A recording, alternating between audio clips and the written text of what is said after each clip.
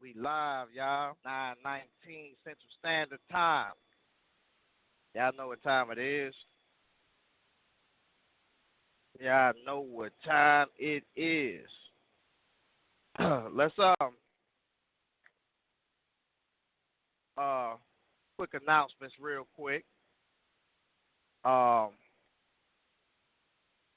every night I say this, I need to get this recorded and put it on a recording so I can play it. That way you guys can know.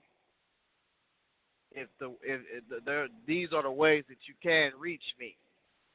G Consciousness Radio Blog Talk. You can message me. Please subscribe, please. Just as well. Give some feedback. And also, you can reach me through G Consciousness YouTube channel. My YouTube channel. Check me out on G Consciousness YouTube channel. Facebook, LaRon G Consciousness. You can reach me through there. Email LaRon498 gmail.com at gmail.com. So those are the ways that you can reach me. Also, subscribe on my YouTube channel just as well.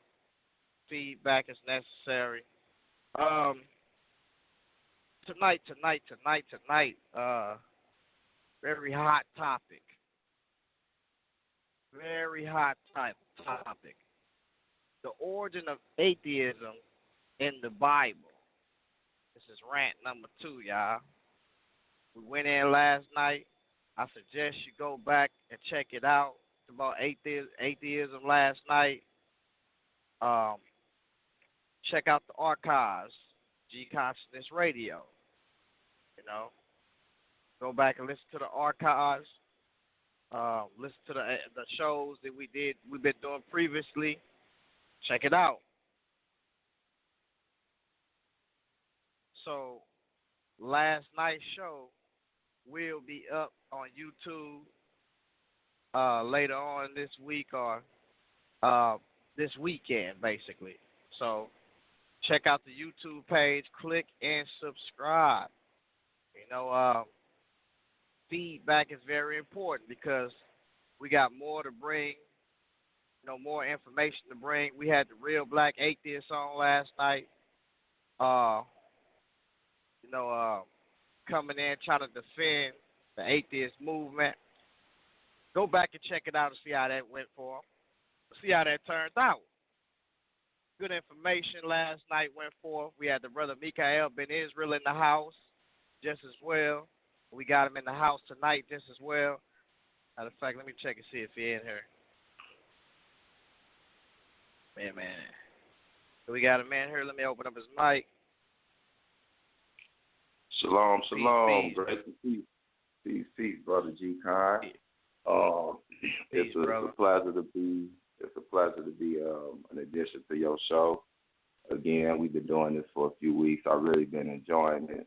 Just to let you know, you can get a lot of positive feedback from the scripture, the Bible believers, the Hebrew Israelites, from more of my cloth, and even some skeptics, man.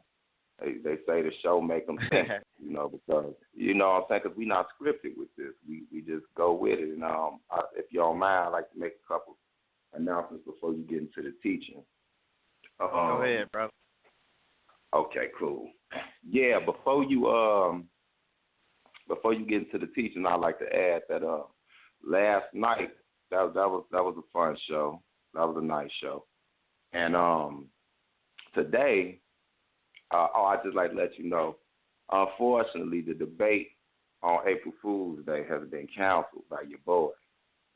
So everybody listening, all that hyping up Judah Nazir did, he bagged out. So I guess he got spooked like they usually do. He did all that hyping up saying he wanted one of the top of the Hebrew scholars on Debate Talk for You team.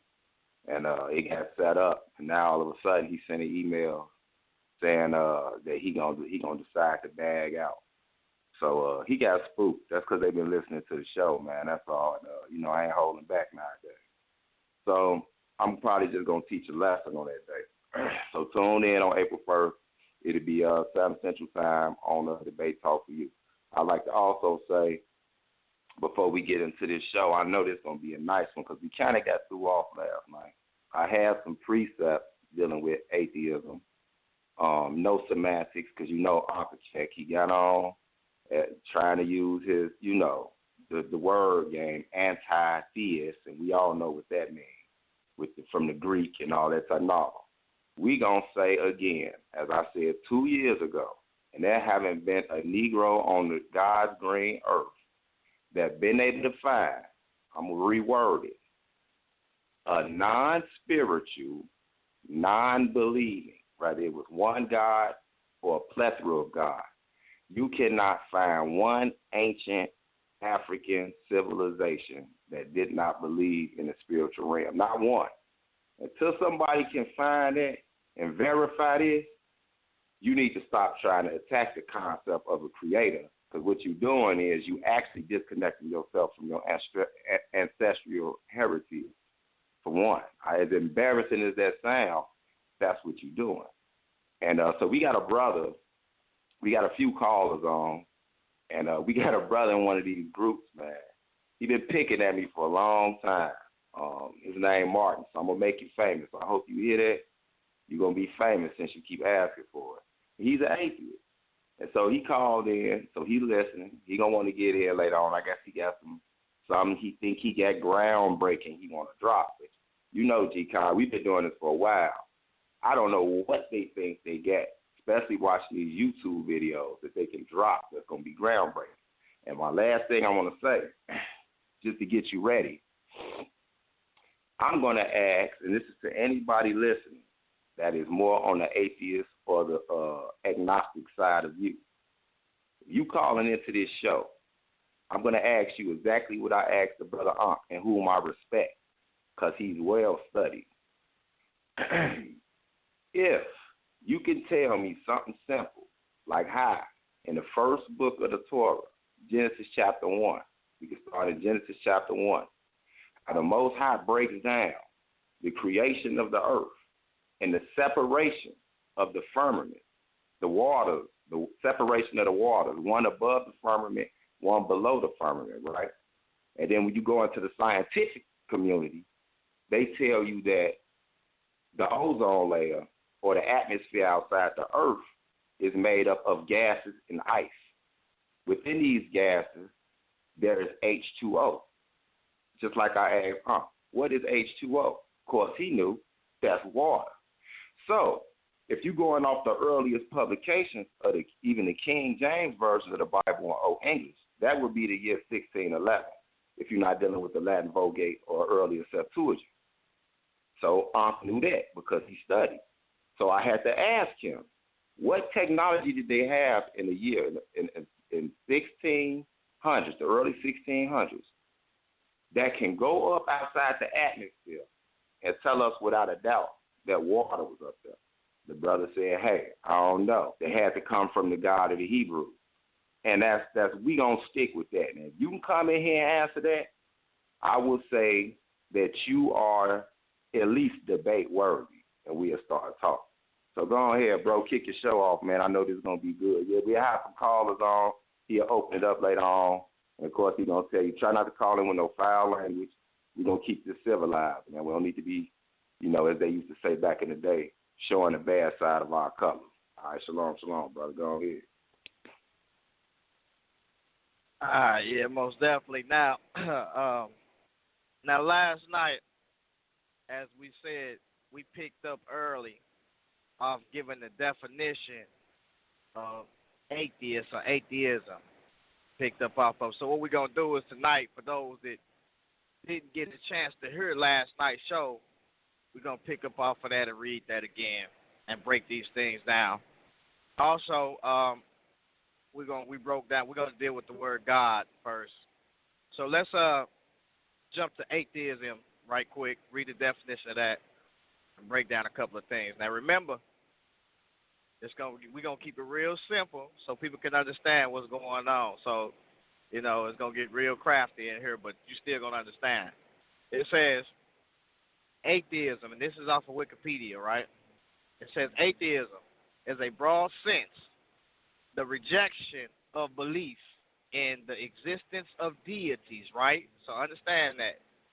The rejection of belief in deities. Now I'm posing to those that are of African spirituality, Greek mythology, and any type of mythology that you're dealing with. My question is to you that if you could show me any ancient culture that did not believe in deities, then you might got a case. So let's continue on. So it says the rejection of belief in the existence of deities, right? In a narrow sense, atheism is specifically the position that there are no deities, right? Saying that there are no deities at all, right? So it says most inclusively, atheism is the absence of belief that any deities exist. Atheism is contrasted with theism, which in most general form is the belief that at least one deity exists, right? Okay. So let's jump to deities real quick. Jump to deities. So you get that out the way. All right. It says a religious belief in a deity is a natural or supernatural being. So understand that. A natural or supernatural being. That's what a deity is. Natural being, natural material, or something that is beyond or above natural, because that's what supernatural means. It means super, which means above, and then natural, which means above the physical or material world, basically. Just like when you talk about metaphysics, when it means beyond physics or beyond the physical world, right? So we see this, right? So it says a deity can be natural or supernatural. So either way, if you try to get up out of the natural deity, we got you. Or if you try to get up out of the supernatural deity, something that is beyond the material, we got you again. Got you again. Now watch this. Who is thought of as a holy, divine, or sacred. You know, ancestors, either your brother or people can be thought of as separated, holy, or sacred, basically. Because this is what this is dealing with, divine, basically. You know, some religions have one supreme deity, while others have multiple deities. A male deity is a god, though God is used in a gender-neutral way in monotheistic religions. All right, so we got that out the way. So let's look up the word God. Look up that word. Look up the, let's go to the etymology of it. Look up that real quick. I'll get real serious.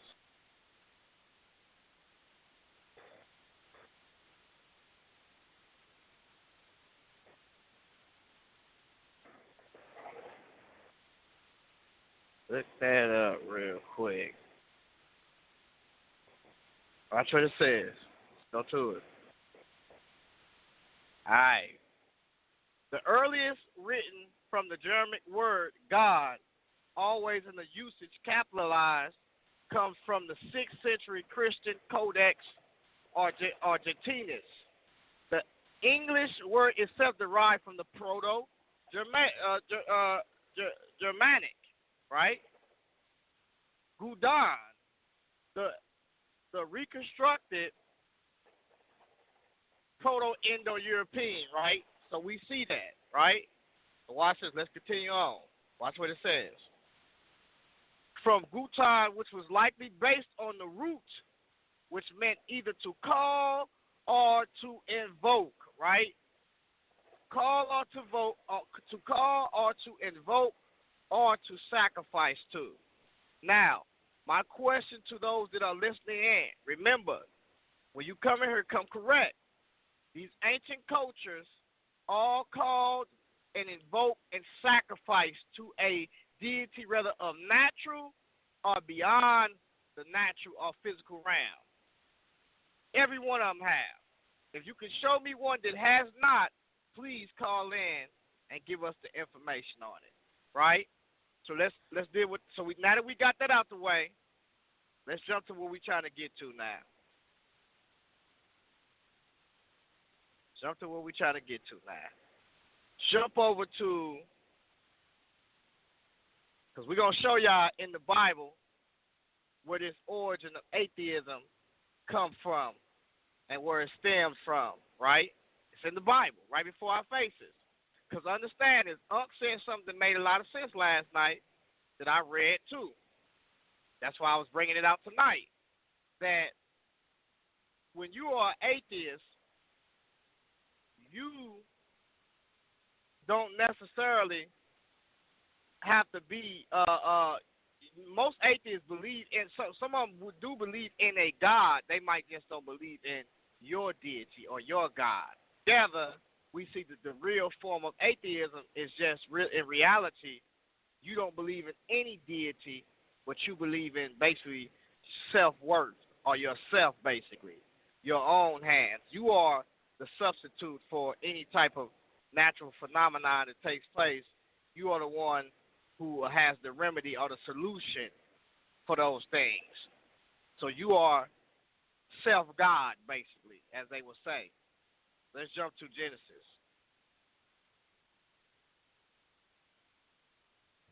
Jump to Genesis. We're going to show y'all where this come from. It's right there in the book.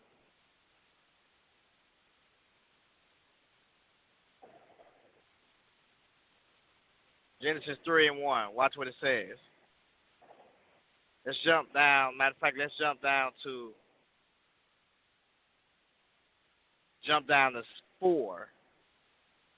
It says, and the serpent said unto the woman, ye shall not surely die, for God doth know that in the day that you eat thereof, then your eyes shall be opened, and ye shall be as gods, knowing good and evil. This is where this came from. So we see the concept of one rejecting God's instructions and becoming a deity. Deifying themselves as God. Basically, this is the concept. Adam and Eve being told to do something from the Creator God, from the intelligent being, and then taking on the concept on basically that they themselves should be deified and being deified out of rebellion, because this is what the atheism movement is about. It's a rebellious movement against the Creator God. That's why we have subjective morality versus objective morality, due to the fact of with atheists, evil to them is cool because it's them. Basically, that's their perception, right? So we have to be careful with that. So we see early on in this text, we see that the thought of one rejecting God and he himself deifying himself to know or to gain knowledge, right? To know or to gain some type of knowledge that he himself may gain immortality by the works of his own hands. This is what took place. That's why, if you look at it, when he fell, the first thing they did was sold themselves fig trees to try to come up with a solution for their shame, because they was ashamed that they had now looked on themselves and realized that they was naked, which before they didn't have that perception on looking on themselves in that manner. They wasn't focused on it. Then they became ashamed due to the fact of spiritually of their sin and also openly dealing with the flesh. And they sold themselves aprons of fig trees. This is the first instinct when man is trying to create a remedy or solve a problem due to the fact of what he has created. So man are pressing today to solve problems they have created. So when you look at atheism, it is one coming, seeking the knowledge to know, but separating God up out of the picture and deifying themselves. This is where it originated from. And it's the same concept that Satan gave unto them. Ye shall be as gods, knowing good and evil. Knowing good and evil, which is an aspect of God. So quickly we see that they deified themselves or seek after this knowledge, right? Like scientists, or as supposed scientists say that they got the remedy, and they seek after this knowledge to mortify them, to gain immortality, basically, or everlasting life, as we see themselves without the help or without the creator in the picture. This is what we call atheism right here. This is what it is. No belief in anything that's outside of themselves, but only what's in themselves. And they themselves have made God into corruptible man and deified themselves and deified animals and everything that they can to basically be anti-God, separate themselves from the Creator, or atheism. This is what's taking place. So we see right here in the scriptures, and this is just one instinct of it. There's plenty more. We're gonna bring that out. We deal with this most likely next week, right? Let's jump back over to the definitions. Because last night it got real interesting last night. We ain't going to be here that long, but we will be strong.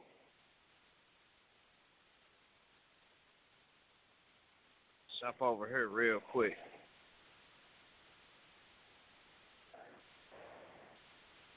All right, back to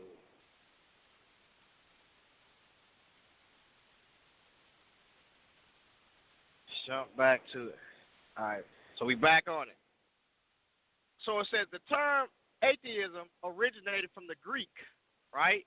Atheos, meaning without God, used as a pejorative term applied to those thought to reject the gods worshipped by a larger society. So this is what happened in the earlier times, right? What happens is let's say, for instance, someone comes to rule, right? They rules over a people or an empire. They're ruling with their gods. They come in with their deities, their divine ones. So you had people that was subject unto them that oppose their gods, basically, oppose their deities. So in a form that was like it was atheism right then and there. So that's what they look at. One that opposes someone other gods. And Greek philosophy altogether, they begin to basically deal more so with specifically natural phenomenon and everything. There is no God behind nothing. Forget your gods, basically.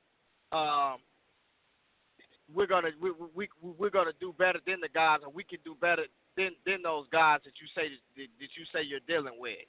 It's just like if you notice when you watch Hercules and you watch the mythology, right? If you notice in that movie, when he was born, he was a demigod, but he did not want to. Before he realized that he was who he was, he had a thing against the gods. He was an atheist. He was anti-God before he knew who he was. This is the same instinct of what we have in these other cultures. Is they don't when they see things that happen, most people relate these natural phenomenons as being due to the fact of a divine one or one that was behind the force of nature or rain, any type of chaos or any type of pleasant thing just as well. There was a force behind those things. So they applied those things. So when other people came in and they ruled or they came in and they were subject unto you, they had what you call, they was anti against your God, basically. Atheist against your God. Now that's one form of it. A strict form of atheism is we don't believe anything that is divine or any deities, rather of natural or spiritual. Bottom line, we can explain natural phenomena by natural selection, and this is the process by means of origin of all species, basically. This is what we're dealing with. So that's what we're looking at. So let's jump. Let's get off into it some more. It says, use at spread of free thought, skeptical inquiry, and subsequent increase in criticism of religion. You know, always criticize a religion. You always have somebody that was criticizing someone else's belief, right? So to explain things by natural means would be obvious due to the fact of natural phenomenon that's taking place that they see, right? So then when they begin to do the science on it, they begin to say there's nothing really behind this but this material power or this material thing that's unseen or this energy that's unseen with the eye. But as we study the material world, we can see that there's nothing nothing divine about this. There's no deity or no force behind this. This is not really the way that the ancestors started off believing at all. They never started off believing that, and half of them never ended up believing that way. You didn't have it until really the Greek time, until the age of philosophy, the age of departing from God, or the God concept began to be taken lightly. And you know, you had it when it was the Persian Empire, the Medes. That was a strict religion. It's like Egyptians were strict religion, strict religion. You get to the Greek portion, they take on a little bit of everybody's gods and Hellenize it, but for the most part, this is where we get the concepts of myth and different philosophies, and they also are the ones who opened up a lot of schools and a lot of libraries just as well. The Greeks, they had libraries that was in Europe. Also, Alexandria, they had libraries. And what they did was they took all the literature, every literature, piece of literature that every culture ever had who was in their province, they made copies of it. They made them bring the originals, and they made copies of it. And they put this information, the copies of the majority of it, in the information in the Alexandria Library, and also in the library that they had that was up in Europe, I believe. Europe or either in Asia. I think it was cut off between West and East Europe. So this is what took place, right? It says, the first individuals to identify themselves using the word atheist lived in the 18th century during the Age of Enlightenment. This is in the 18th century, right? But this is not, when the word first began to be used, basically, and people begin to just call themselves as outright atheists, basically, or atheism. It says, the French Revolution, noted for its unpreceded atheism, witnessed the first major political movement in history to advocate for supremacy of human reason, right? So basically, this is the age of human reason, right? This is what they're doing. People are starting to get off into more of the science, breaking down atoms and, chemical compounds, and doing all types of stuff, mixing stuff up, and, element chart, the periodical table. This is those times. People starting to witness natural phenomena taking place more so, and then uniformity came into place, where we can look at the natural causes and processes on the earth and say that these things have always happened in a certain way and also this amount of time. So, in other words, basing the current events off of what took place in the past.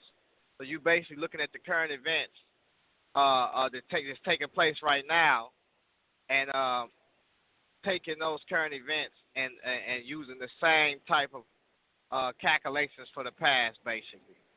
Off of what's going on today. Uniformity, right? So we see this taking place, and we see this is also in the science that people are dealing with, that they say they are dealing with, which is also a philosophy, so to speak, because some of the things have not been observed, because there is something that is historical observation that is very important, which if you base the current situation off of what we see today off of calculations for the magnetic the Earth magnetic field, also radiometric dating, carbon dating, all of these different dating methods, argon dating, potassium dating, all of these different things that we see that if you these things have the same problem.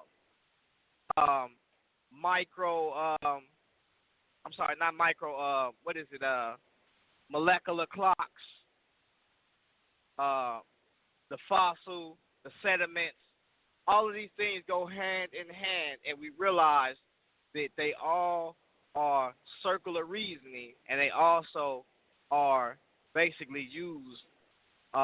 They all have assumptions. You got to look at the assumptions. Some of these things have not been experimented on, tested, repeated on, nor observed. The molecules turning into molecules, unto man has not something that has not been really observed of how the origin of man came about. They say it came about through natural selection, basically nature, but we see that natural selection is basically a judgment, basically due to the fact of one being cut from the source, and unbalanced atmosphere, dealing with the environment and also with the diet, causing amount of stress and pressures on one's genetics and also on the DNA, which causes a greatly amount of mutations upon the chromosomes. So we see that, right? And causes him to basically degenerate or decay because he's detached from the source. Now, last night I want to bring up this point. Last night we talked about the second law of thermodynamics and also the first law of thermodynamics, right? Now, the evolutionary process by way of natural selection is not a great model for basically those laws. Not at all. Like, it doesn't work with those laws at all. Because last night we talked about the Earth, for instance, as being a machine, right? When we read it, and we know that a machine or any type of machine is ran off of some type of energy, right? So we look at the suns, we look at the solar system, we look at different planets that explode and blow up due to the fact of unstableness and also radioactivity coming forth, making solids, and also causing the cores of some of these planets to be solid and then explode, basically because of the compression and the heaviness and the gravity. So we see that these things die because number one is we understand that everything, according to the second law of thermodynamics, there is not no indefinite energy that supplies these things. So when we say as biblical believers that early on in the text, when we say that one was cut off from the source or the power, then we see that from the beginning. One was cut off from the source of the power, which was the Father, which was the word of God, which brought forth all life, and is the code or the language that is in every cell, right? ACGT, right? We see that. So we understand that number one is that this energy that we know has brought forth non-living material, has turned non-living material into organic living material, chemicals unto living material, basically. The proteins, sequences, arrangements, and also we see that these things have definitely took place, right? We see that the building blocks of these amino acids, 20 of them have actually are the building blocks of man, and something that scientists do not know where did the energy come from to actually cause these things to rub together or be sequenced together and bring forth life from chemicals, right? So with that being said, I just wanted to bring that out there. I don't know if What's Called want to put something out there just as well, because I really want to get to the discussion portion. Because you want to put something out there?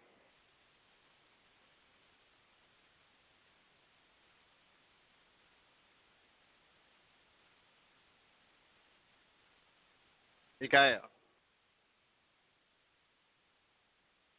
Yeah, my bad, bro. I'm out here sweeping up the hallway. My bad. I can hear you, bro. I just was out in the hallway. Yeah. Yeah, and no, I'm just gonna add, and I mean a lot of the things that you brought, like you just breaking down a simple definition, and this is what the people have to understand. This is what the listening audience have to understand. When people talk about, let's say, beliefs, or they like to say faith, you believe something, you have faith in something, right? What they've done is they've already shifted the conversation into a particular direction so they can make their argument strong. And I'm going to tell you what I mean. See, if you study history, which me and my brother LaRon, this is what we do. You know what I'm saying? We historians, right? And one thing you know about history is a lot of the meat of history is dates, and chronology, right? Now here's the problem. When you have somebody who will say, well, you believe in the Bible or you believe God created this, but you have no facts. See, I just think the little brother say that I was watching in a little Facebook group. He in there talking crazy. He say, LeRon, you keep saying the word believe over, but ain't brought no facts. So let me say this, right? So he really not listening. Tell him to come on in with that. Get on. Press the one, number he finna one. get on. Yeah, he finna get on. So look, right? Let me say this to everybody listening. You know, we chew this up for fun. Now, if somebody comes at you with this angle, the first thing I want you to do is ask them, how old is the earth, right? Now, a lot of these same people going to come with some erroneous number like 10 million years or 200,000 years or 100,000 years. So you got to ask them, how did they get that date? How did they get that date? Now, I want y'all, don't get lost, audience. Listen to me. Remember, the subject is belief, as if belief has already weakened your argument, because that means you have no facts. So when you ask them, how did they come up with the date so many million years or hundreds of thousands of years or thousands on thousands of years, right? They're going to give you a date. Well, because something said that this right here was dated back to, hold on, dated back to with what dating system? Carbon dating amongst the scientific community, we know, has already broadly been criticized by people in the scientific community as being very unreliable and unstable. You have carbon dating, you have hydra dating, you have astro dating. You have about 20 to 30 different dating systems that I can think of just off the top of my head. So Even with carbon dating, with something that you have to be able to take molecules off of, right? You need even elements involved with these dating systems. Now, this is what's funny. Somebody had to come up or create a dating system to even give you these numbers. So you got to ask yourself, why do you believe that that is accurate? Because there ain't nobody here that was 10 million years old that can tell you, yeah, I was there. As a matter of fact, when you check history, none of these people from Upper Egypt to Lower Egypt to the late dynasties to the early dynasties, hell, to pre-dynastic Egypt, just using Egypt as an example, or ancient Sumeria, none of these ancient civilizations gave a date. Come on, man. It ain't like you looked on the wall and then they had on there, yeah, today, October, and I'm just using that because that's Greco-Roman. But they didn't have on there, today is October the 1st of the year 1. You see what I'm saying? Well, you can follow that and say, oh, okay, well, this is how we know how old this is. No, we're banking it off some people now who, for either one or two reasons, either they came up with the system to either try to figure out how old these things is, which is sometimes will coincide with the story told in the Bible and other written texts, or they came up with it to maliciously attempt to go against what they think the date is, and that when it don't even give you a date in there. You see what I'm saying? It deals with genealogies and chronology. That is one of the best ways to date something historically. You can't tell me that a rock, a non-verbal, immobile, you know what I'm saying, suspended animated structure is going to tell you how old something is. It's like the counting of the rings on a tree. Now, I would take that over I would take you scraping off the edges of a rock and then come up with some millions of years when there wasn't nobody there to witness this. LaRon, you bring this up all the time. What is science? You have to observe science, right, brother? Exactly. Observe, test, and experiment on. Okay, observe, test, and experiment. Can you please tell me somebody that observed 15,000 years ago? I mean, I can't even tell it. You had that'll have to be based on uniformity. You had to based on our current worldview on the natural processes that take place now, and in order to make some assumptions about the past. Okay, so that means that good point. Very well put. So that means that some people had to come together with a general consensus and put something together to say, hey, we got to come up with a system to come up with dates, right? So this had to be a unified thing, right? Exactly. Okay. So by that notion, if you telling me that we got fossils of something that's so many years old, you basically saying you believe that they that many years old. Because wasn't nobody around at that time to witness this. So I got some questions. And like I say, I hope whoever listening besides the brother, I think his name Martin, but like the comedian. So besides him, the sister from Sierra Leone, she listening in again. She says she loving the show, LaRon. Shalom, peace to you, sister, over there. Thank you, peace to you. Yeah, man. So my thing is, when you get on here, LaRon asked a good question earlier too. So you got to come disprove this creator. You know what I'm saying? Y'all got to stop being on the defense all the time. People that believe in these scriptures, because we got proof. For instance, I give you the simplest proof ever. God say He created man, and every seed after his own kind, male and female. He created them. They created kids every day. I see a male get with a female. They procreate, and they have a little them, a little male, a little female. I ain't seen nobody go from a dolphin to a donkey to an ape and then working at 7-Eleven. I ain't ever seen that happen. Everybody don't believe it in that same aspect. They just mean a common ancestor. But I ain't seen that. So who is more ludicrous? I would really like to know that. So, yeah, when you get a chance, I'm going to finish sweeping this up. I can hear y'all. You can go ahead and get ready to open up the callers when you want to. Yeah, yeah. And like I said, if y'all want to call in, you can definitely call in. Let me give y'all the call in number and press the number one. We got some callers already in the queue. Nobody has pressed one yet, so hopefully he is in here. The number is 917-889-2233.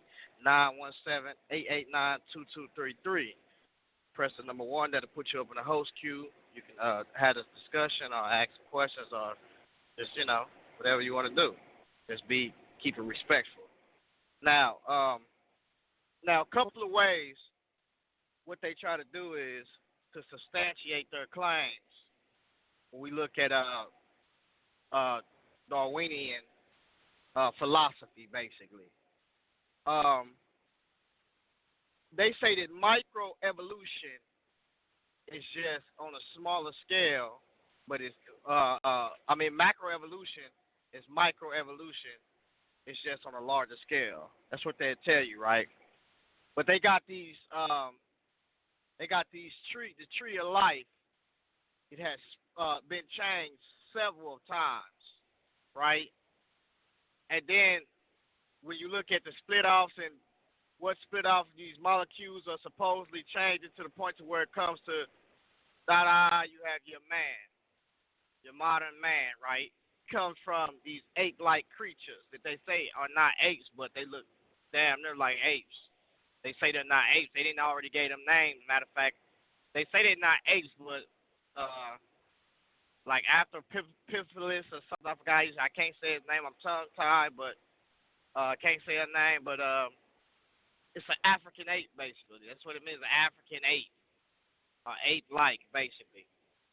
So we see that the methods that they use to substantiate these claims is what we call the fossil evidence. That's a disaster because we have so much fossils that came forth. It was actual modern man just had defects for us like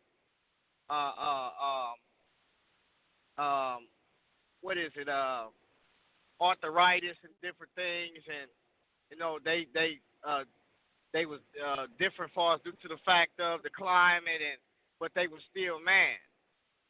But they got fossils that they say are transitional fossils, which they lying, because we should have a lot of transitional fossils, but we don't have a lot of them at all, or we don't have any at all. Matter of fact, that's what's crazy about it. We don't have any at all. So we see that intelligent design is the best model. It's the best model for us. Irreducible complexity, which they have named a pseudoscience, as well as intelligent design, which now a lot of them are leaning towards intelligent design, but they still are leaning towards it is intelligence, whatever the case may be, which is foolish too, because nature itself is an unguided process, is a random process, matter of fact. And we see now that man himself is playing God, and he's playing with nature right now. He's playing with your weather. He's playing with the climate. He's playing with everything you eat. He's artificially selecting animals, sexual selection. So the mixture is real. And so when we deal with the dating thing, they say this Earth is 4.5 billion years old, right? We don't know how they got it, and if you ask them how they got it, they will tell you by way of radiometric dating. There's a problem with that. There's some assumptions with that, due to the fact of you must know the initial conditions also, and was that igneous rock, because that's what radiometric dating is igneous rock that has that was hot and molten, and has solidified and cooled, right? It has cooled and solidified, right? And once it gets hard, it is supposed to trap different elements in it that break down from parent elements to daughter elements, right? And they break down, and they have a decay rate. Uranium have a decay rate.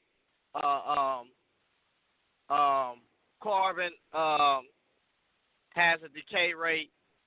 So we see that they have half-lives. They have half-lives. That's what they call them, half-lives, right?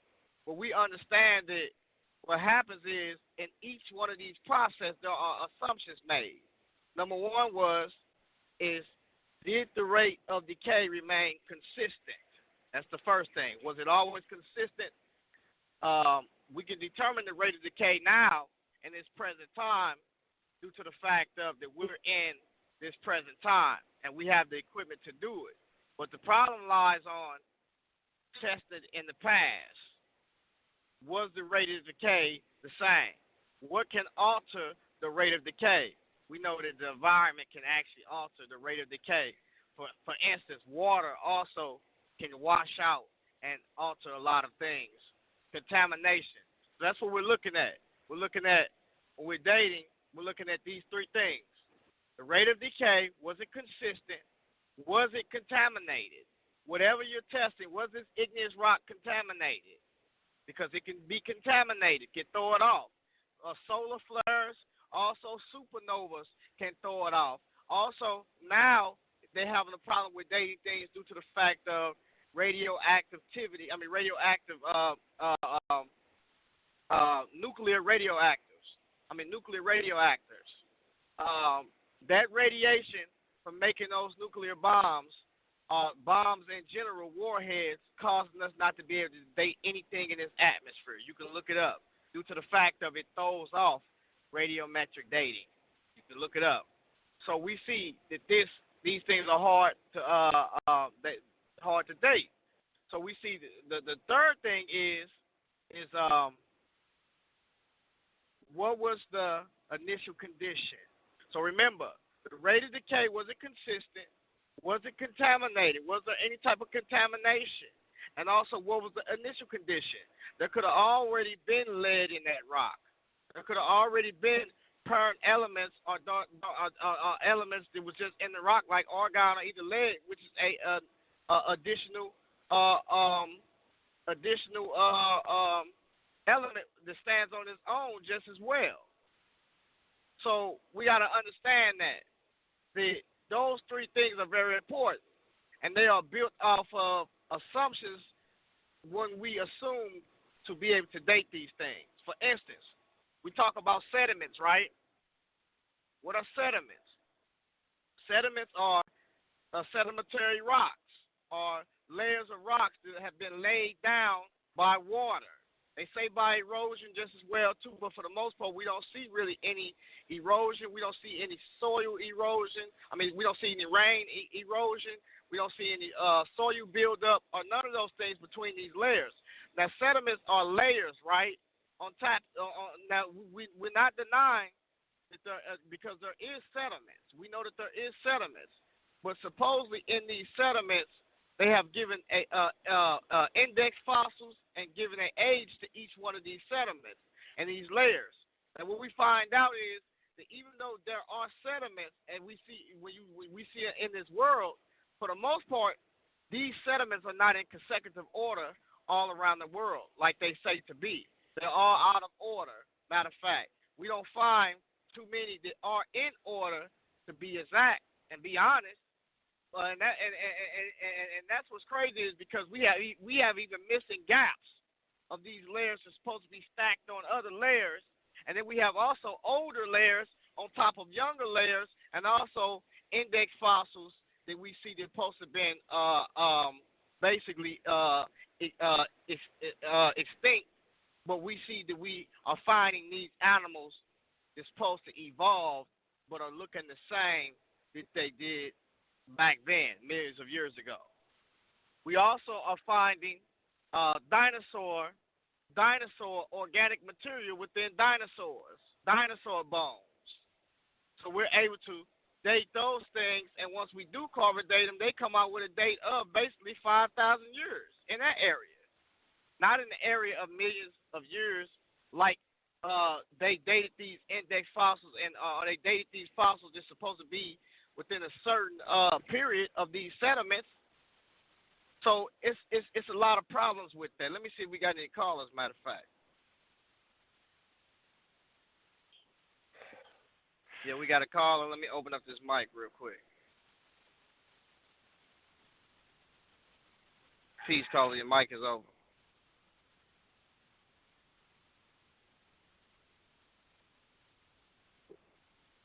Peace, caller. Your mic Peace, is can you open. hear me? Peace, Yeah, can I you hear hear you. me? Okay, Yes, I this hear you. is Janeb from the Bronx. I heard you mention Lucy. Yes. Her name, she's known as Australopithecus afarensis afar. Yes. Right. Yes. Yeah. The southern, and she is referred to as the ape. The southern ape. That's what Australia. That's why they call the continent Australia, because it means south. The southern ape, Exactly. Australopithecus afarensis, Africa. Afar is a region in southern Africa. Is a country, or not a country, but a city or a region in southern Africa. But I just wanted to tell you what you were, just to tell you what you were trying to say. But Exactly. I appreciate it. So it is an you're eight. That name. It is. yeah, yeah. But of course, she was very small anyway. I mean, this person was like 3 feet, not even 4 feet tall, as an adult. But I wanted to ask a question. I wanted to ask a question. I just started listening to this broadcast like maybe 2 weeks ago, and this is not. I mean, I've heard various different episodes. My question is not related to Christianity, but I think this is a G consciousness question, related to your topic. Now, I was kind of like studying a little bit in the past couple of days on Buddhism and Buddhist philosophy and the modern world and all of that, and all of the concepts in Buddhism. Since we're talking about evolution, really reminds me of evolution. The Dharma concepts and all of the other Oriental concepts that are in Buddhism, nirvana and all of that. I don't know how familiar you or any of the other hosts are with it, but since we're having this conversation, I'm not so much I don't know how to explain it, but I'm not so much I don't articulate or think about these types of questions the way you guys think about them and articulate them. I think about them in a different way. But we're really all still talking about the same thing. I don't do this scientific. Basically, what I'm saying is I don't analyze it scientifically anymore. It's just I don't do that anymore. Right. But if you know the other ways, the other ways of expressing phenomena, other religions, other cultures, like for example, I mentioned Buddhism and the other religions too, the African ones, they are really all the same thing. I wanted to know if you not explain a little bit, but maybe tie in or tell me what you think about how the other cultures articulate and explain how we developed as beings. Because if you know anything about, in particular, the Dharma, and then they also have I think it's the Four Noble Truths. The Four Noble Truths is very important in it, and it has a lot to do with karma and how you're reincarnated. And if you believe in the DNA and all of the other things of science that has presented to us to today, to the modern day, they all tie in.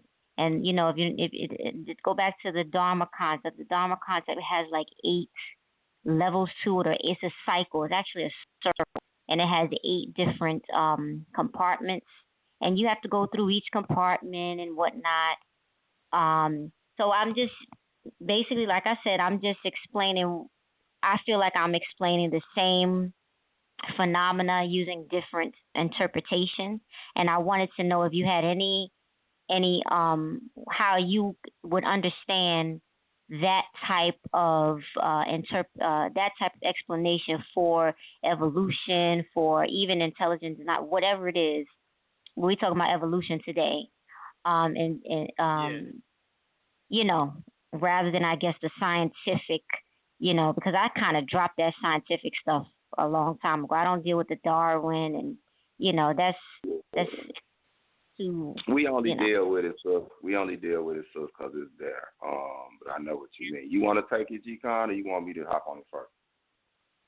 Yeah, let me say something real quick. Now, when you one thing about it is we do definitely see the evolutionary concept within the Eastern cultures, but it's in the way to where it's dealing with the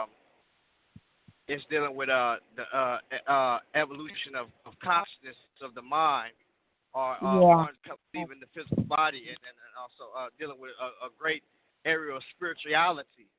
And the Eastern cultures are mainly known for conscious thought outside of the body and spirituality. And a lot of the Eastern cultures, the Eastern cultures is some of the things that came also into the Nile Valley that we see with Right. Asiatic customs just as well. So this back and forth. When you deal with the Indus Valleys, the Vegas, all of these people are basically dealing with spirituality beyond the physical world. So they deal with evolution on the concept of one leaving a state of this mortal body into a state of mortality, and being able to go on a plane or a level dealing with and some of it has some good concepts to it because they deal with Mhm. controlling the body, the appetites of the body. They deal with the soul, the enlightenment of the soul and the spirit that's attached to the body. So they do ancestral worship just as well. So there is a lot of things that line up with the Bible that is in the Eastern cultures just as well, Mhm. coming up from Elam, Susa, the Indus Valleys, up into Mesopotamia, and also in the Nile Valley. Now, as far as the evolutionary concept of separating the material world from the spiritual world is something that's new that began to take place when the Greek philosophers came into play. Socrates and Plato and Mhm. all of these people, when they came into play, they began to take alchemy about the picture. Now, realize that the Mhm. ancient, what they would do is from the east to the west, what they would do is they had these temples to where, and they knew in order to understand, and they understood providence by the fact of what they seen. So we look at the concept souls above or souls below, and we look at karma. These are concepts that they had because they knew that these are principles that work in the material world and outside of the material world. And so when you look at it, it's all about conscious thought, bringing it into arrangement or preserving mayat.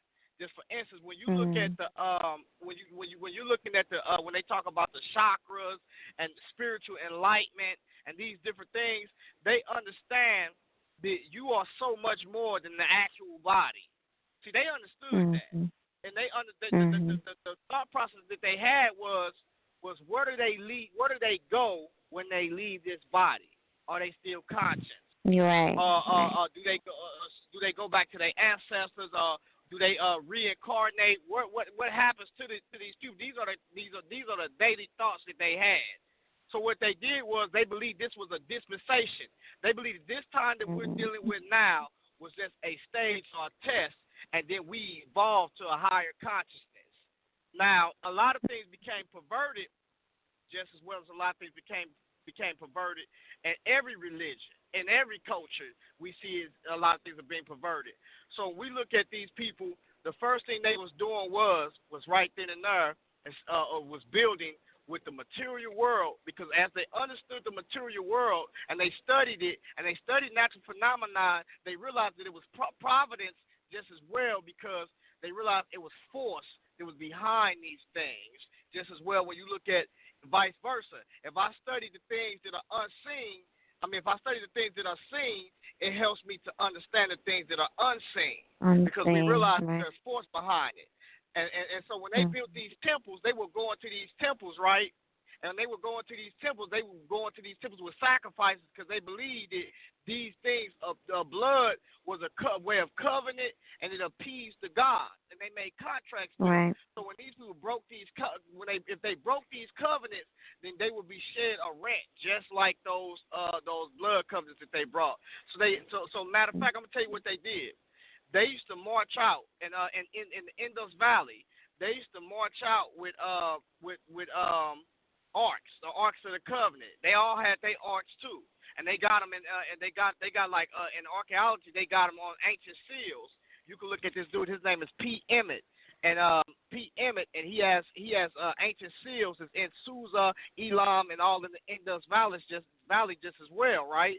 What they used to do is they used to be like 4 of them. They're priests, and they would carry these arks, and on the arks would be thrones, which they called also they'd be like mercy seats basically, where the judgment take place, or they call them standards basically.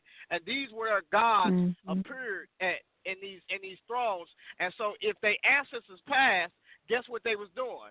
They was building these arks for their ancestors, and they was basically marching them through battle and believing that they would give them the victory. That they would give them the victory. So when we look in the Nile Valley, and then we look amongst Israel, the Israelites, they're doing the same thing. And so we find that even the tall hats that they was wearing, all of those hats, that stuff means something. A lot of that stuff, they had what you call false doorways, where these doorways was gateways.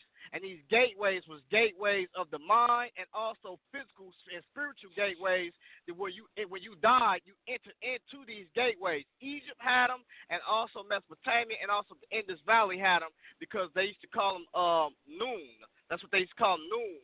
And they used to have like standards on top of them, like flags and stuff like that on top of them with their gods. And in these false doors, they had enchantments around them, or they also had what you call dragons that stood by these things to guard these doors, which they call cherubims in the Israelite culture.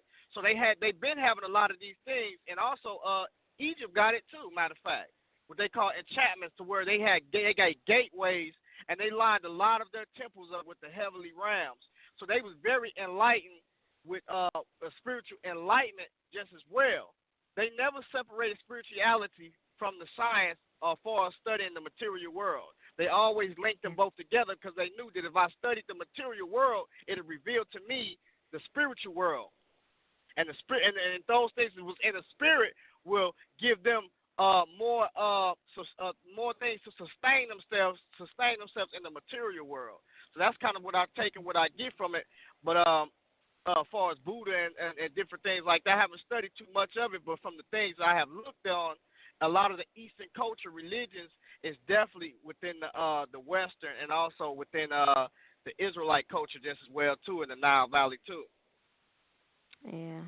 All right. Yeah, well, yeah, that was pretty well put. For the most part, he said a lot of stuff I would agree on. As far as I did study for quite some time history of world cultures back over a decade ago. So I ran into Buddha. And the thing about Buddha, just looking at him from a philosophical standpoint, he never made himself a god. The people made him a deity after, basically retrieving his teaching. So, him himself, he had a very good concept. It was all about energy, about life. Every life is valuable. What you give out, you will receive.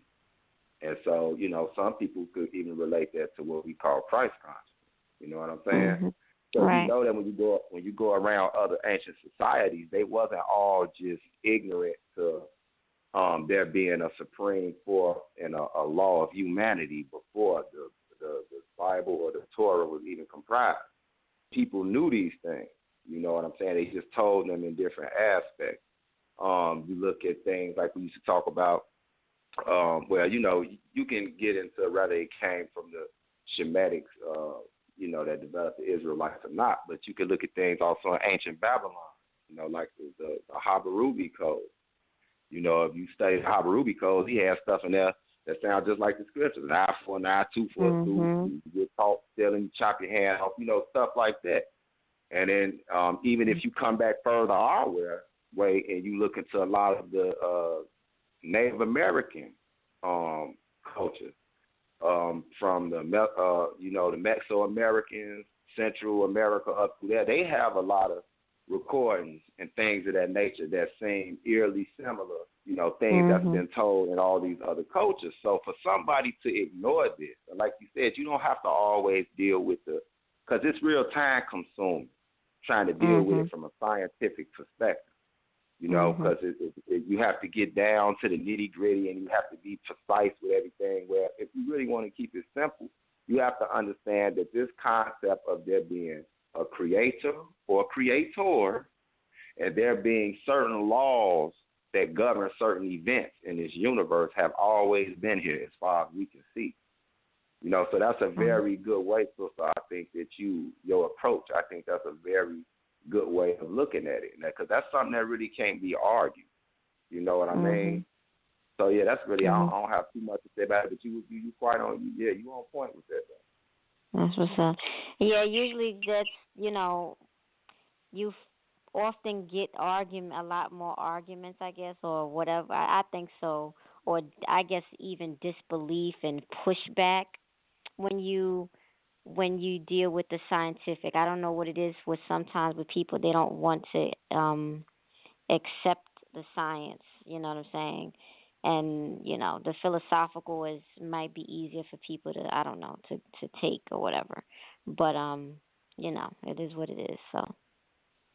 Because we'll sit here and argue some of those theories. That's really what it is. I think a lot of it really. I think the problem goes back to the West, to the Caucasians, the Europeans, with their approach to analyzing the world or analyzing the natural world. It's it left out the consciousness. I mean, really, if you look at all of their sciences, the Darwin type, those type of, they always leave out the consciousness, and then you have all of these problems because, at the end of the day, all they're doing is kind of like degrading in a sense, or making everyone inferior with their analysis of evolution or physics and this, that, and the third. It's always inferiorizing everything.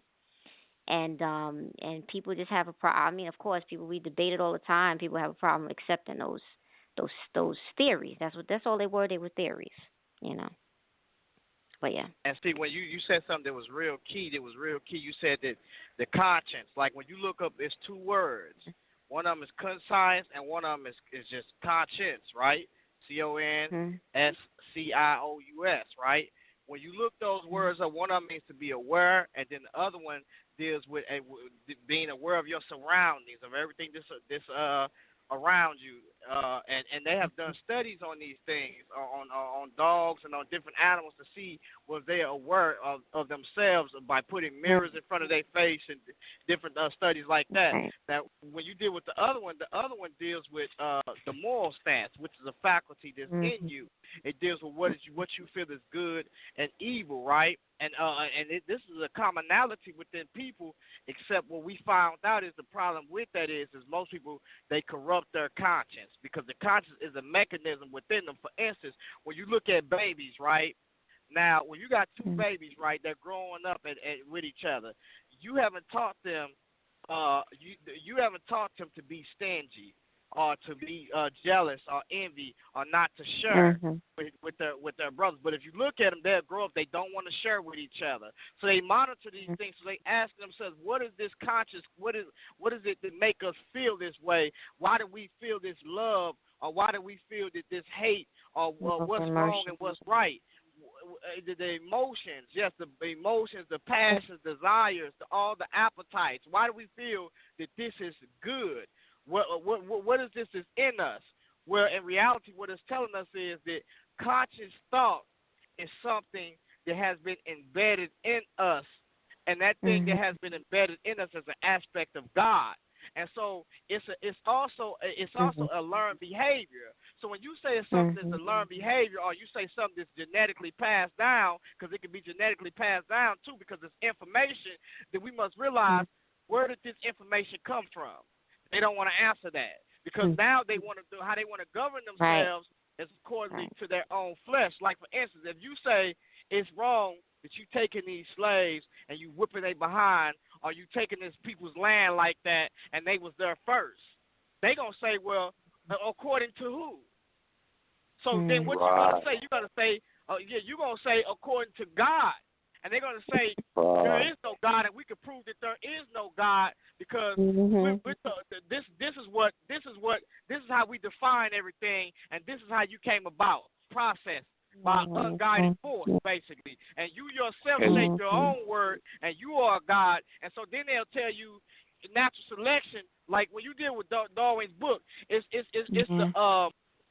called the origin of species by way of natural selection, and it talks about the preservation of favored races, I believe.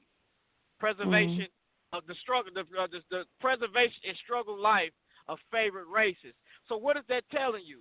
That's telling you that they classify you as an animal, right? Because they the one who's doing the classification. So if they classify you as an animal and your kids are being taught this, guess what's going to happen? You're going to have kids this having animal instincts, that's acting like animals, because there is no purpose in telling somebody that there is no intelligent designer or God that has laws, that we are the lawgivers and lawmakers.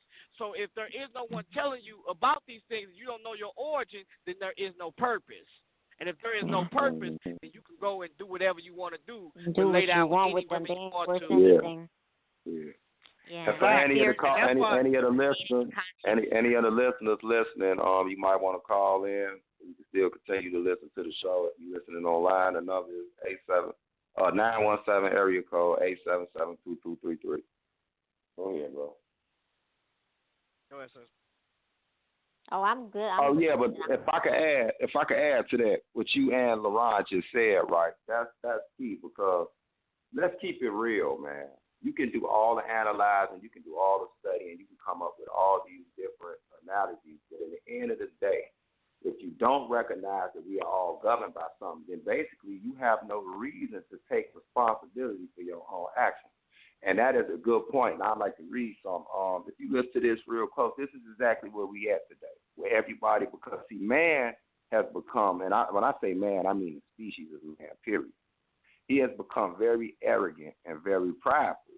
And so if there's anything he can't prove, then it's not that important to him, because he sees that he's the dominant force in existence. So he don't want to kneel down for anything above him.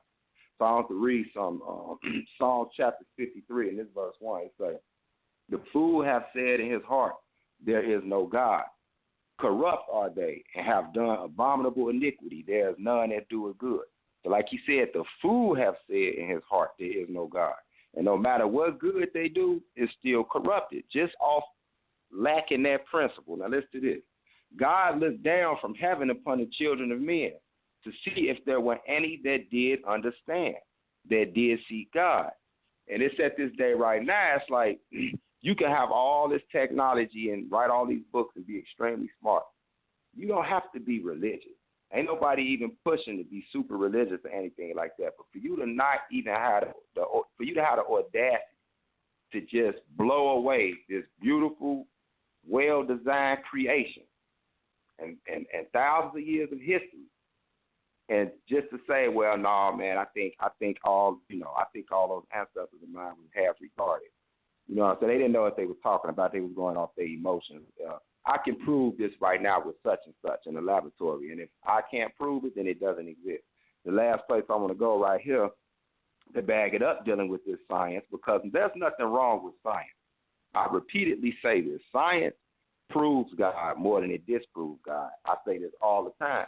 But science can be abused and manipulated. So there's a fake form of science floating around, and it is very anti-creator. So if you go to 1 Timothy chapter 6, verse 20, it say this, And this is a letter to Timothy. It say, "O Timothy, keep that which is committed to thy trust, avoiding profane and vain babbling, and oppositions of science, falsely so called, which some professing have erred concerning the faith." And so that goes to show you, if it's things that you learned in your life and you observed and you know for a fact, yeah, man, I know it's a creator, because of such and such. But at the same time, you still learning. You're supposed to take that and keep that and trust in it because it hasn't done you any harm. But then you can get into what this, like it said, these falsely called sciences, meaning false science that cause people to err from the faith. So it would cause you to drop something that you knew was real. Whether you had some type of laboratory to put it in, it was tangible to you. But you would drop that just because somebody telling you, man, look, I can't see it, you can't prove it. And I think that's a big problem right now. And it all comes back to the pride of men, man. It's arrogant. This is a real arrogant species here. That's really all I have to say. And that caller, he was on the line. He in the group, Naran, talking crazy. I told him, man, we've been waiting on you to push number one. So I don't want to hear that woofing, brother Martin Young. That's gonna make you famous. Let everybody know you ran. You had your chance. My brother was waiting on you. What group is he in? What group is he in? He in this group called I call names, sweetheart. I call names. Let me see. He in this group called. Let me tell you right now. It's called Tell Me Which Way. No, that ain't it. It's called What's Really on Your Mind. That's the group. He know not to come. He know not to come up in here, man. Like that's what they do. But for the most part, we see that what's going on out here is I think because we have so many people that the mainstream is where it's at. Like we got people that's working in the field that tell you, hey, this is not science what they dealing with, and we can prove it. But because they're not with the elite, and they're not with their information won't get out, and so the information that reigns supreme is this information that we have now that's watered down. Because, like he said, we're not against science; we're against the misuse of science. Because when you talk about intelligent design and irreducible complexity, these should not be pseudo words, due to the fact of that we see that there is irreducible complexity there when you're dealing with things being created and things being biological machines that's in the body. Certain things certain components of the cell cannot even be put together, built unless it was built at the same time simultaneously, or basically which afterwards a spark or energy sparked it together. It's like when you make an engine. I think somebody got a lot of background noise. I think when you make an engine, right? When you make an engine, we know that you can spark that engine up before you put that engine in that car. But before you spark that engine up, you have to make sure all those components are together. Everything is together. Everything is in order. And then you spark it. So it has to be arranged in there properly. So this is what you call intelligent design. In other words, we understand intelligent design because we ourselves are intelligent design. Now, there is something called the bacterial flagellum. The bacterial flagellum has sprockets and rotors on it, tails. It has a tail on it, and on this bacterial flagellum, if it was not made simultaneously, then the RNA will read it and won't process it, will throw it out. Basically, it's just like when you're reading. It's just like when you're dealing with if you don't have a proper replica of the DNA, it'll dispose of what you're dealing with. or it won't work properly, or it'll cause what you call a mutation, and that mutation will be something that's severe, something that's very severe. And that's why we know that natural selection is not a process, the model that we should be using, due to the fact of there's no complexity in that, and we see complexity in these cells. It's just not nothing that's regular. We see molecular machines. We see biological machines, and we make machines in this earth now today. So we understand how machines work due to the fact that we make them to function and make cars and make different things. And they're built off of the body, basically, because we were able to look at how the body worked and look at certain things and able to build models to add up, to line up just with how the body worked just as well, with the mechanisms of the body. So I mean, this is simple for real. I mean, ain't nothing really hard about it. It's just people want to deny the Creator due to the fact of they want to do whatever they want to do. They don't want no moral route, no moral stance, or any of that. They don't want to live right. They want to control and be dominant and gain immortality by themselves. I mean, by their own hand, and that's the whole matter of it that we're looking at now. Again, that is 917-889-2233. I repeat, 917-889-2233. That brother ain't called in yet, man.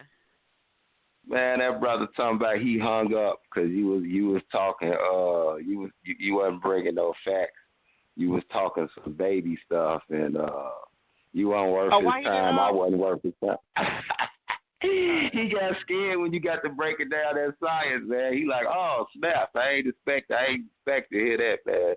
That's what it was. That's when he started talking crazy. Yeah.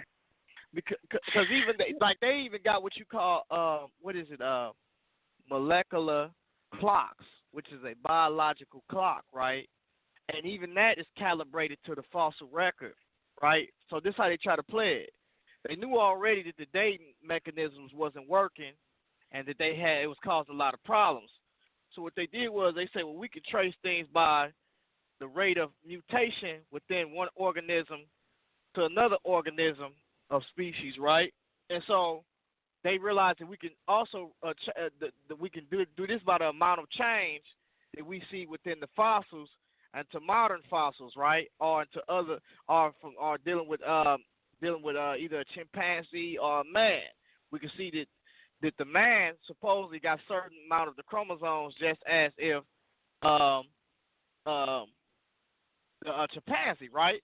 So we see that they realized that they can make these molecular machines, but how they made them, it still was assumption, because dealing with the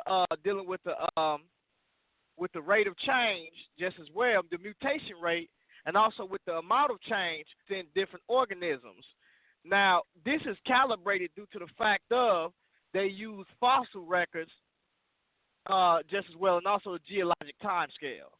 So once again, it's still built off of uniformity. So when we dealing with these brothers, it's like they won't talk about that. They run from that all day long, because you can catch them on that and say, hold on for a minute, this don't line up right. That's not lining up at all, at all. So we got thinkers out here, man, and we got scientists out here, and they putting forth scientists, and they giving us the information on these things. And I think it's a lot of hating going on, because I think, man, that people starting to realize that they being fooled, man. And our children is paying for it too, man. Our children is paying for it in school, because every time you got children that go to school, the stuff that they being taught is causing them to act like they acting, man. It's causing them to act like they acting. Oh, man. Can't deny that.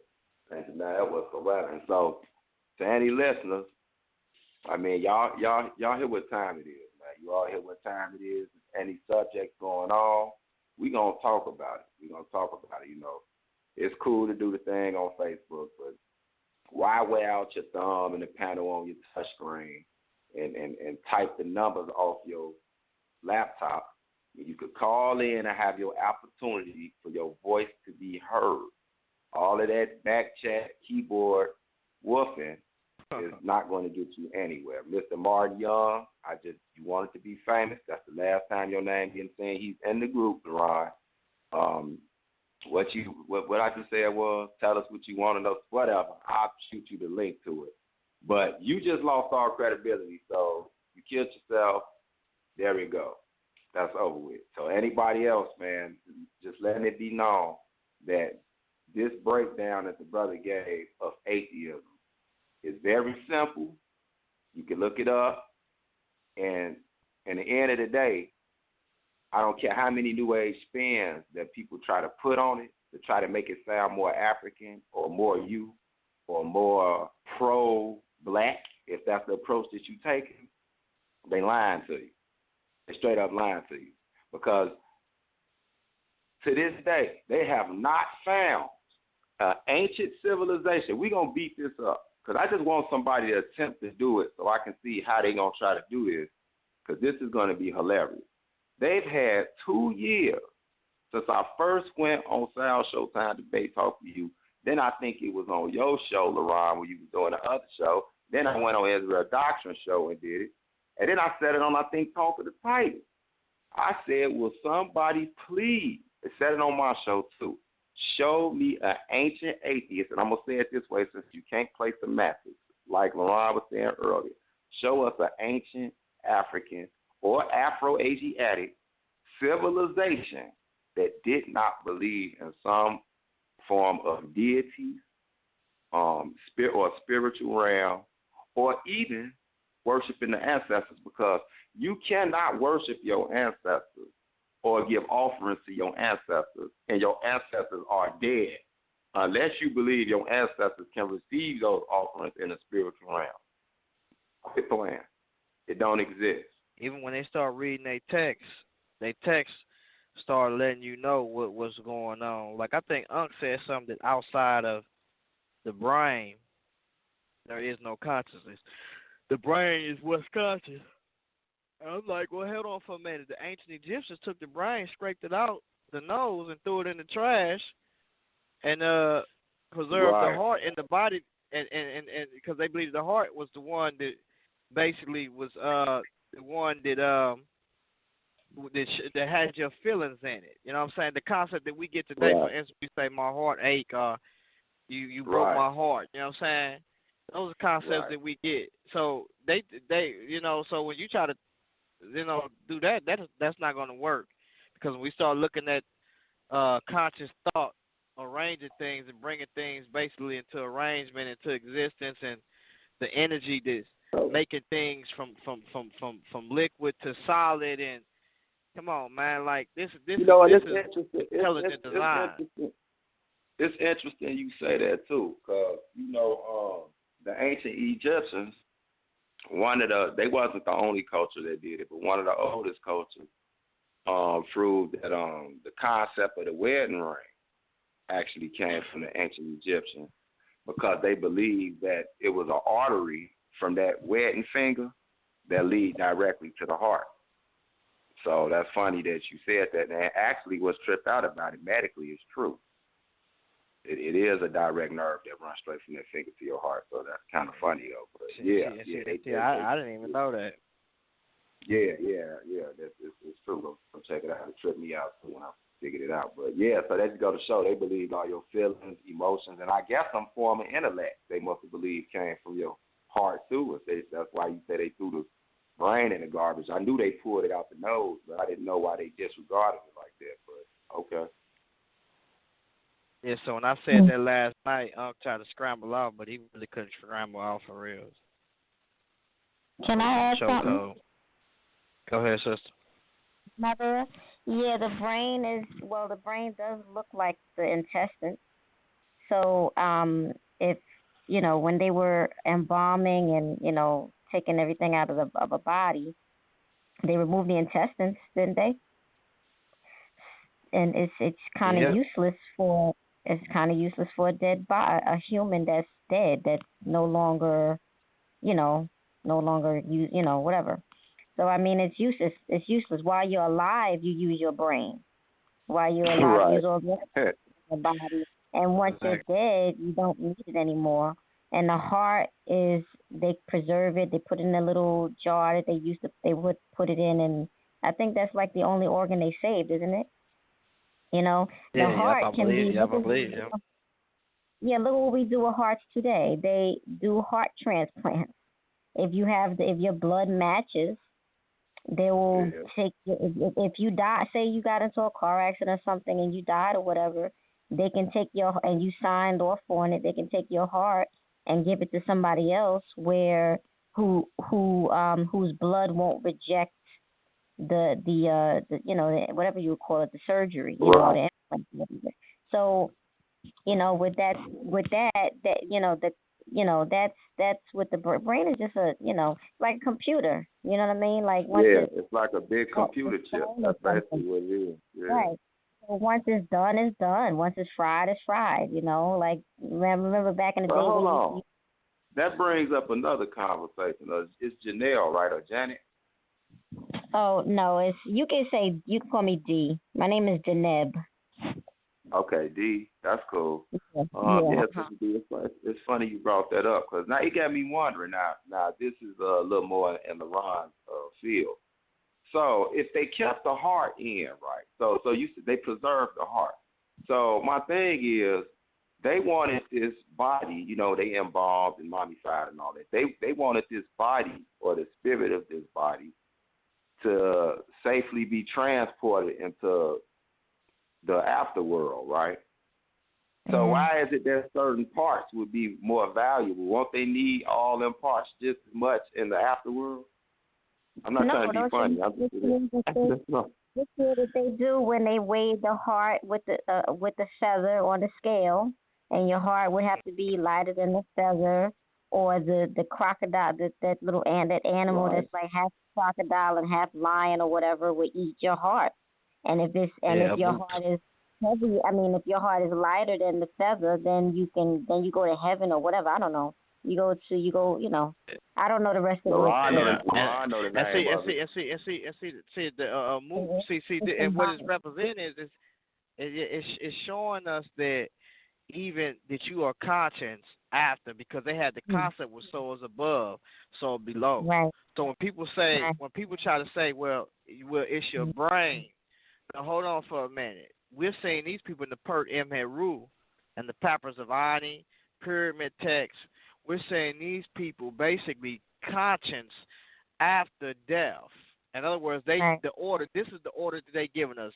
They given us the process of life, death, and resurrection, basically, and they become what you call the Aku, or the Aku to go, the Aku, which is the exalted dead, basically exalted dead. In other words, they've been exalted to a exalted position, and then they got the word the Ak, which means the transfigured spirit.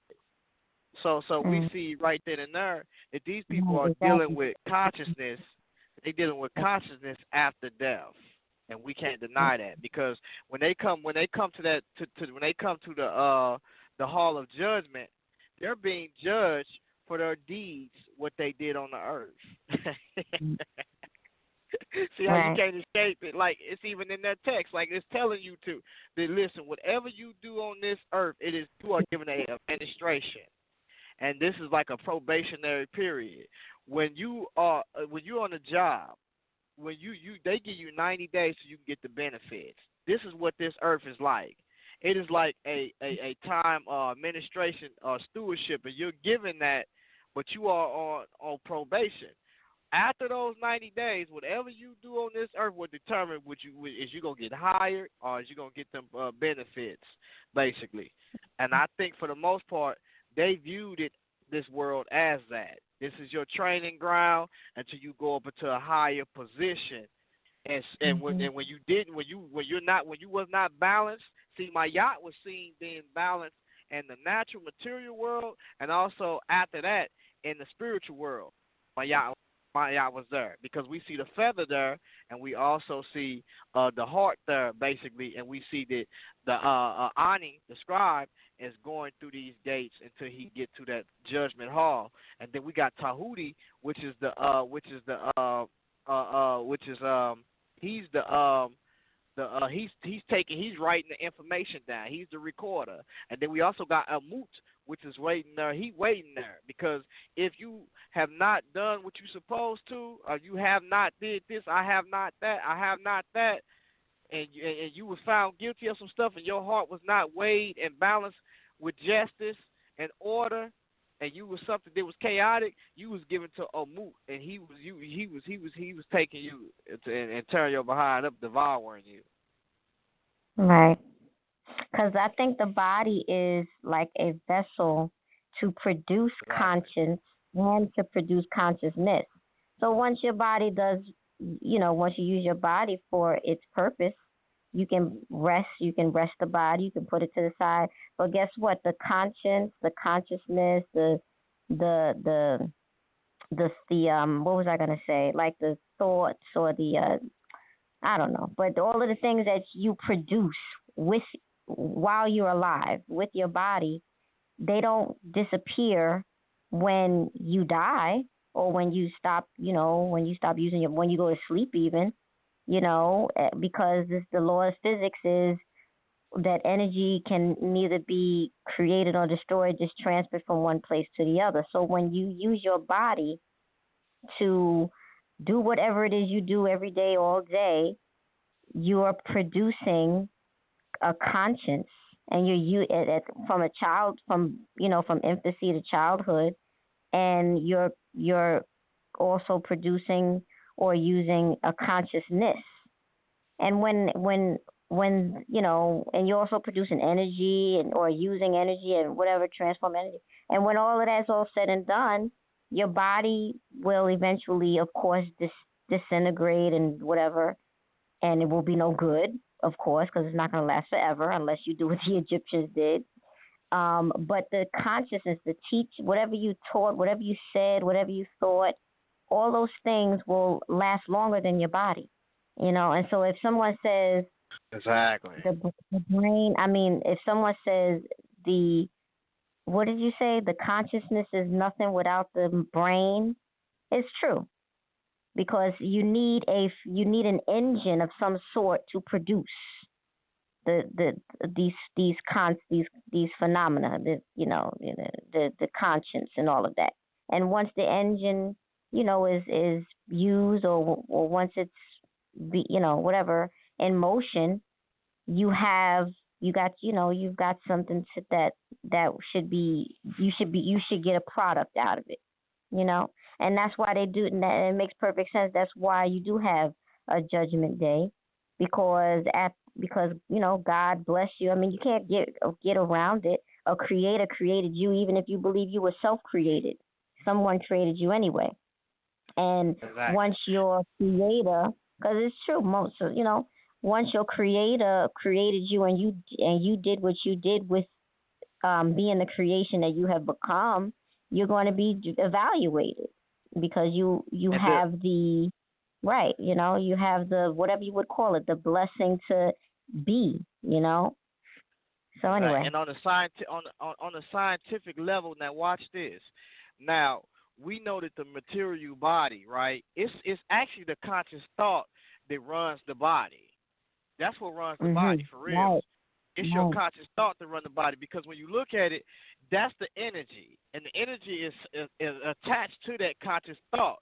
Because the reason why I say that is because when you look at when they talk about the origin, and they talk about organic material forming into life, basically, and the 20 amino acids and proteins that you basically need to form the building blocks of life, right? Now, the only thing that can arrange those things to be formed and for them to move like they move is consciousness, conscious thought, intelligence. So therefore, the body. Therefore, what the Egyptians was telling us, and when we were talking about Kepera the other night, is that when you leave this body, the mechanism That's why the Bible says faith without works is dead. So is the body without the body without the spirit, because the spirit is the actual mechanisms that's moving the body. It's the thought, and what happens is the brain is basically just the shell for the actual consciousness for the material world to help it to arrange things, but the actual conscious thought always existed outside of the body when God created everything that He created. When He brought these things in from when He formed matter, when He arranged it, He formed it like He did. It was by conscious thought bringing it to existence. And notice He said that man is in the image and likeness of God. So we have in us creative power just as well to make from what He has actually created, or to make from the substance, to use substance that He has created things from, brought things into existence from. Now, when we talked about the first law of thermodynamics, we're stating that energy is neither created; it's always there. It's always there, and it does not die. It can only be contained or either separated, basically. Thermodynamics, yeah, right, exactly. Exactly. It can, and we look at it, the energy is actually is the mechanism that arranges things. It's the creative thought. Like, for instance, you have to have some type of energy to arrange those building blocks. And I'm gonna tell you how I know that, because they did a study, right? And what they did was they sparked they tried to make some amino acids and proteins, and what they did, they got the sequence wrong, so it wasn't successful at all. I forgot what experiment that it was called, but it's a long word, and I'm not good with long words at all. But when they did the experiment, it didn't come out properly right, and they only made about 2 amino acids. And what they did was they didn't use oxygen, which we know it had to be oxygen that was there, but they tried to say that there was no oxygen that was there, because if there wasn't no oxygen, or if there wasn't certain things there, then you would have things will oxidize just as well, just like a banana. That if you leave it out, or if you leave it out, the cell would do the same thing. So it had to be a level up, but you also need oxygen just as well for the building blocks of those amino acids. So it has to be sparked at the same time. What they did was they didn't use oxygen. They kind of like reduced the atmosphere. Reduced it as it was the atmosphere, kind of like played around and said they made 2 amino acids, but really it wasn't, right? It was a failure. Now we know how they did it. They sparked it with electricity, or with energy, basically. So they know that spark or that energy that we're looking at, that is the mechanism or the building block or the intelligence, is actually in conscious thought. That's conscious thought. That's why when you look at the Bible, it says in the beginning, the Spirit of God moved upon the waters. Well, what is the Spirit of God doing? It's the energy, and it's arranging things. That's what it's doing. When you look at the Bible, it's arranging things. It's on the face of the deep. So it's the energy and a conscious thought. And that's what I was trying to tell Unc last night when he got caught up and stumbled and was fumbling everywhere. And I said, hold on, man. you just caught yourself, man. I put out that law of thermodynamics on him. I put that second law of thermodynamics on him. He couldn't get past it, man. You can't get past it. You can't get past that law, yes. Yeah, you can't get past the first one. The first and the second law, it catches evolution right there, because by the process of natural selection. Because we see that natural selection, basically, when people try to tell you that things are getting better, no, it's not. Because there's no upkeep. It's just like if you ain't keeping your house up and you just allow it just to get dirty. If you don't go clean it up, who's gonna go? What's it called? It's gonna stay nasty. It's just like when you put money in, you put money in the bank, right? If you got a bank account, if you ain't putting no money in it, you're gonna be bankrupt. You ain't gonna have nothing in there. So when you talk about you putting money in something or keeping up stuff, that's what had to be done. And then when you talk about energy, or something dying out, well, we have to say, well, okay, if this is dying out and it doesn't have an infinite supply of energy, the first question I would ask, where does the energy come from in the first place? And second, why isn't it indefinite? And yeah, that's what killed him last night. And then on that, why is it indefinite? Because it should be indefinite, but if it's not indefinite, then guess what? That means you are cut off from the source. And the real power that you need to be hooked up to, you're not hooked up to. And that's why we still trying to understand self and understand this universe due to the fact of being cut from the source. And you know the thing about it, man, which is so perplexing to me. If you even listen to the scientists, they basically tell you in so many ways they don't know where the first molecule or spark of energy came from, but the energy came. So they can't give the credit to a creator, so they just say they don't know where it came from. I mean, I'm not trying to be funny, but like I always say, if there was a big cosmic fart, then it had to be a big cosmic butt somewhere. That's what I'm saying. This big bang, and my thing is, I don't know if it was a bang. I don't know if it was a bang. I know in the scriptures he said he spoke it. Maybe that speaking was a bang. See, my thing is, whatever happened, it happened. So what they doing with science is, it don't discredit the fact that the creator did it. All it is saying is, well, I think we figured out how he did it. But they don't want to get a credit to it being done. You see what I'm saying, sister?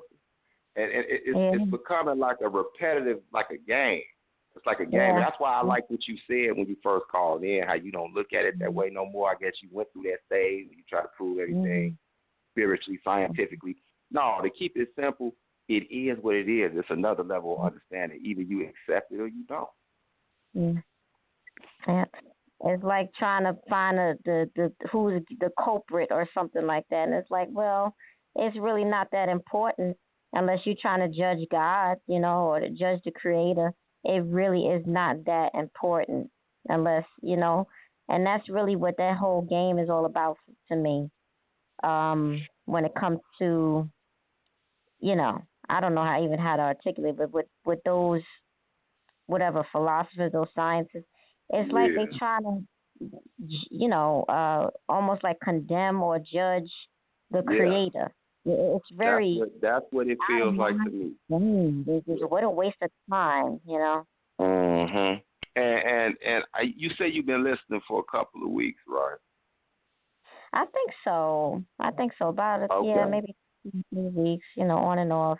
On and off. Well, Not every I episode. don't know if you heard, beloved, when I heard all credit to the Most High, of course, because these conversations we have, we do it on our own accord. We talking as men. But when that book come out and we deal with them spiritual matters, we don't accredit ourselves to that because it's thing, like you say, it's things here before we was even here. Every day of our life until we die, we gonna learn something. Or something wrong with you, your brain broke.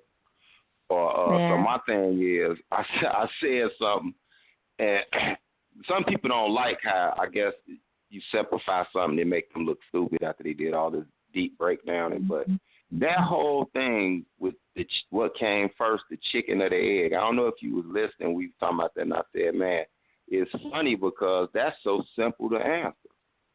The chicken or the egg. It's very simple. If you research a chicken, the egg shell, LaRon noticed, the egg shell can only be produced by a particular, a specific calcium deposit that only comes from the chicken. Right. So it's so silly if you really simplify it and look at it. The egg couldn't have came first because the shell couldn't be produced unless it was a chicken. You know what I'm saying? Yeah. So they get mad at stuff like that because then that goes back to something had to create the chicken, man. You know what I'm saying? Oh gosh, so they just don't get it. People don't believe in self-creation sometimes, or just manifest. There's always got to be an answer for everything for some people, Right. Some things is just unknown. Just simply just manifest. And we just finished talking about that with the so-called Big Bang, whatever you want to call it. Sometimes things just simply manifest, period. I know, guess what? I know I wasn't alive 14 billion years ago, so I'm not really going to argue. Right.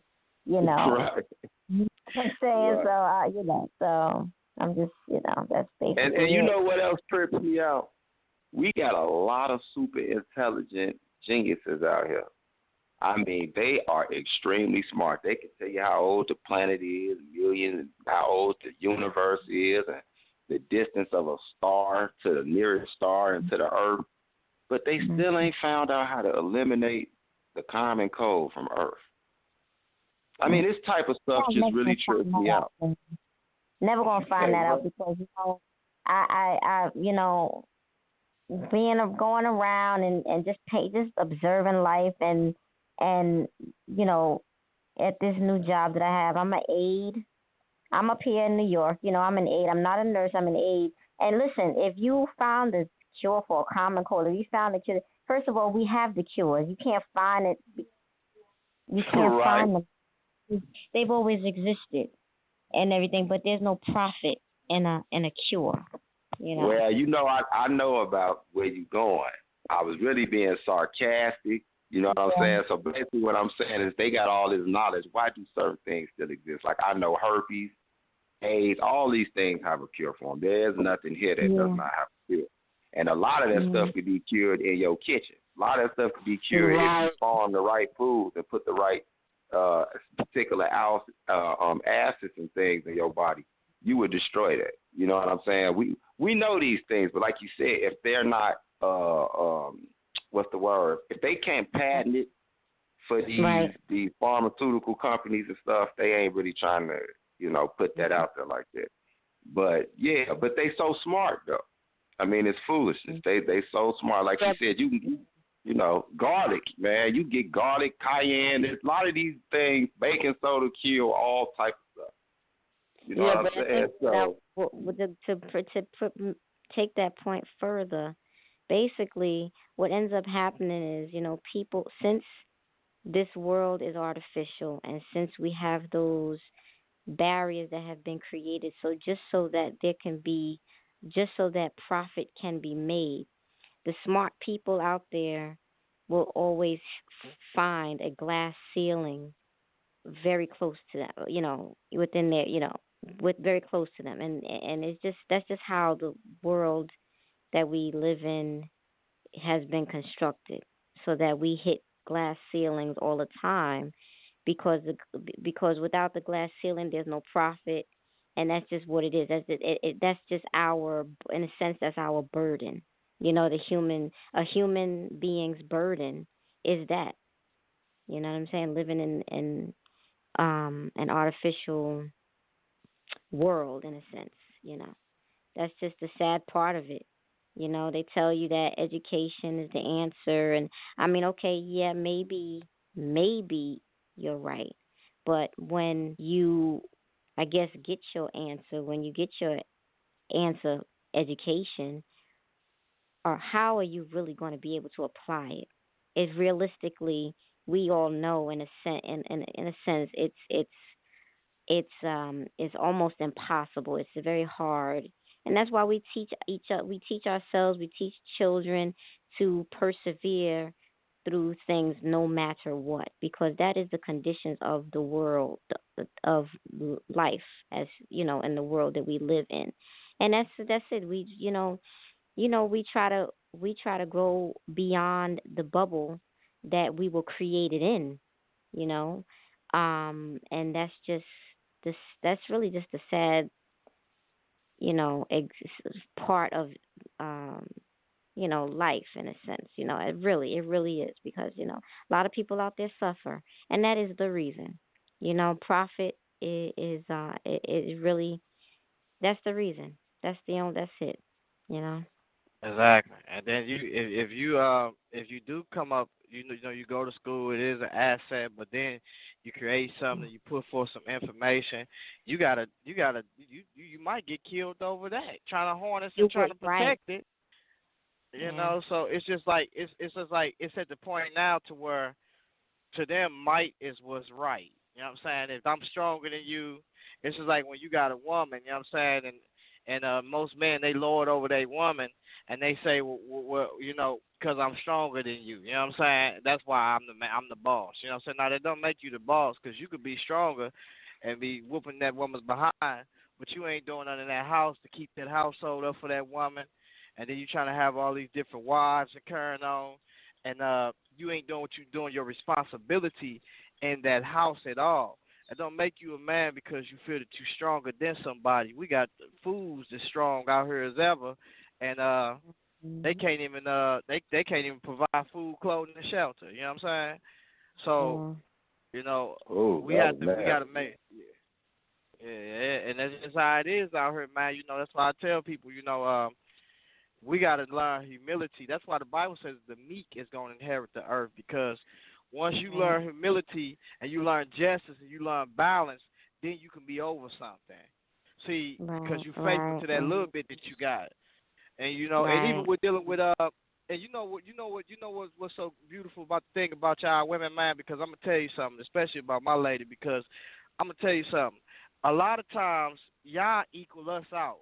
Even though we know that we in a and we know that we're a step higher for us dealing with certain things, but at the same time, if you recognize order, then it's equality. Because I'm telling you this, us men, we got a lot of ego going on. Like, we got a lot of pride. And when you got a woman, the woman she's that part of that emotion of that man that causes him to balance him out, because she softens him up. Because a lot of stuff, we'd be sitting up here tripping big time with each other, wars and everything, and it take a woman to come in and say, nah, you're gonna have to think about that and have more compassion. And they soften you up and balance you out. And see, some women, they know that, and they know it. That's why I say Eve ate us out of house and home for the most part. Some women, they know that, but for the most part, some women, they know that, but for the most part, if they use it for the good, then it's great. Because if they know already that they have that in them to where they can build their household with that, and cause that man to be able to have that soft side in him, but have it balanced, then they know already that can be something that's great. Because we can do some stuff, man. I did some stuff, man, to where in the past to where it was out of pride and almost cost everything. You know what I'm saying? So it took. Go ahead, brother. Go ahead. No, go ahead. It took what? Oh, it took my lady. Go ahead, man. It took your lady to what? It took my lady telling me. She say, you know, calmly. She came to me and told me. She said, you know, I noticed something about you. She was like, you jump from job to job, and she was like, you get angry real fast, and when you get mad, you get angry. You jump from job to job, and so she was like, you can't be doing that, getting mad at everything. She was like, you gotta, you know. You got a family, this and that, a wife, this and that. And so it took me in my mind to realize that to where some stuff, just because I'm angry and I got pride and I feel like certain things should be happening, that I still have to have humility and balance. You still got to have it. Somebody could be doing some stuff to you that be jacked up at your job.